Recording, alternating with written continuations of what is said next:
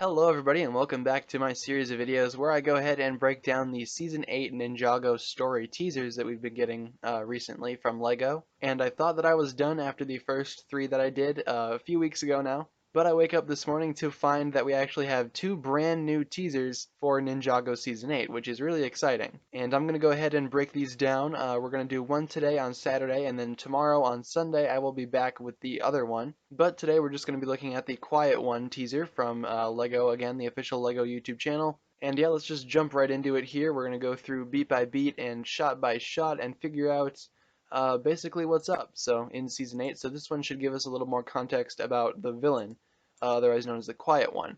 And speaking of quiet, here we have Mr. E right here with the Mask of Vengeance.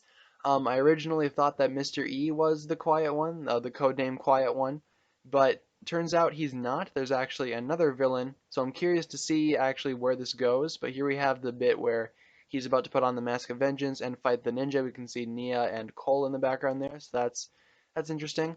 It's sort of just going through the main generals of the Sons of Garmadon group. Here we have Kilo again and Ultraviolet in a brand new shot. Now, from what I've seen of Ultraviolet, she appears to be extremely psychotic, so I'm curious to see actually what she'll do in the season. I'm looking forward to actually watching the season itself. I have not yet seen the episodes because I am waiting until I can watch them in beautiful HD quality like this teaser here. And the way I can do that is by watching it on my television when it actually airs in my country. So for everyone that keeps on sending me the episodes, telling me to review them, patience, the reviews will come, just not right now. I'm waiting until they air because I do want to catch these episodes in beautiful HD. Here we have Hutchins here taking away what's her name, Harumi, from Lloyd here. They were probably out on the town, having a grand old time there, and Hutchins is sort of playing the overprotective father role. I don't think he's related to Harumi in any way, but some people are suggesting that maybe he's evil. He's part of the Sons of Garmadon. Maybe he's the Quiet One. I don't think so. I think he's just a guy. But continuing on forward here, we can see Lloyd chasing that looks to be Harumi down there, carrying that bag that we saw in a previous teaser. And we still don't know exactly what's in that bag. Could be the Oni masks, could be something entirely different. Again, this looks to be from an earlier episode, so it probably has already aired, and a lot of you probably have already seen it. You guys don't need to tell me anything. I'll figure it out on my own when I watch the episodes. So, but here we have Zane. Presumably, this is when he gets found out by the Sons of Garmadon. Actually, we can see him talking to Kilo here. So I guess this is the very first time that we see Kilo in the series. We can see the nice Sons of Garmadon logo back there.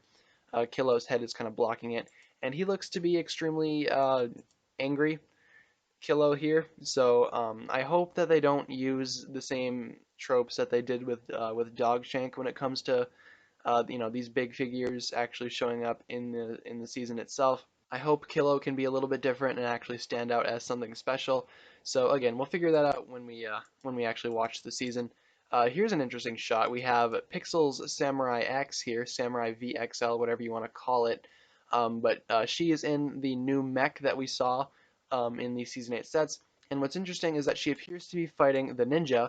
We can see Cole, Jay, and Kai here. I really love this shot. This shot's probably one of my favorites that I've seen from Season 8 so far.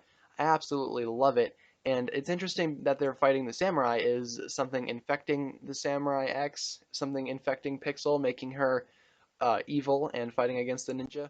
I think that'll be the case, but we'll just have to wait and see. But the ninja here, the three ninja, three out of the six, obviously, they look ready for battle, and I really do like this shot again. I think it looks awesome. But here we have Zane talking to Mr. E, sort of, I believe he screams like, "Hey, who are you?" or something like that. Which, who knows who Mr. E is? His name certainly is a mystery. But he doesn't answer. Obviously, he just tosses Zane aside and continues on his merry way. Here we have Lloyd and Harumi on a boat of some sort, and they're discussing Lord Garmadon. Lloyd mentions that he's the son of the world's greatest villain or whatever, Ninjago's greatest villain. Again, I do need to point out how beautiful the animation is. It looks great, and that's why I want to wait and watch the episodes in HD, just so I can get the full experience. But Harumi says something along the lines of, he's not the greatest villain. The greatest one was the one that you could never see. He's been here the whole time. Which, with a description like that, it makes me think of the Overlord. Maybe the Overlord's actually coming back in this season, confirmed. We really don't know at this point. Um, but I think it could be cool if the Overlord actually is this main villain, or maybe he's the main villain is a spawn of the Overlord or something like that. Maybe a relative, or maybe just somebody else entirely. But if it is somebody else entirely, I hope that it doesn't. What I'm trying to say is that I hope it's not too similar to the Overlord, because at that point you might as well just have put the Overlord back in the series. You know what I'm saying? So yeah, just continuing on with that, I'm sure it'll be fine. But more exposition. Lloyd looks great in his new getup here. He's holding a stick with a hook on it. It's probably going to help row the boat. No significance with that stick. But here we have Cole holding what looks to be the baby wrapped up. We have Zane here. We have someone else, and then we have Kilo. But they're all being attacked by a giant crab, scorpion creature, something like that. So presumably this is probably a battle that gets interrupted. And it looks like the scorpion crab thing is causing a lot of trouble, not only for the ninja, but also for the Sons of Garmadon here. So maybe they'll actually have to team up and take this thing on together. Um, it reminds me a lot of the Tiger Widow situation from season 6, so maybe we'll see a little bit more of that in this season. Maybe something like that again. We see Nia here getting ready to take on the beast, so we'll figure that out. But here we have the ninja doing Spinjitzu. The Spinjitzu animation people were complaining about. I don't think it looks any different.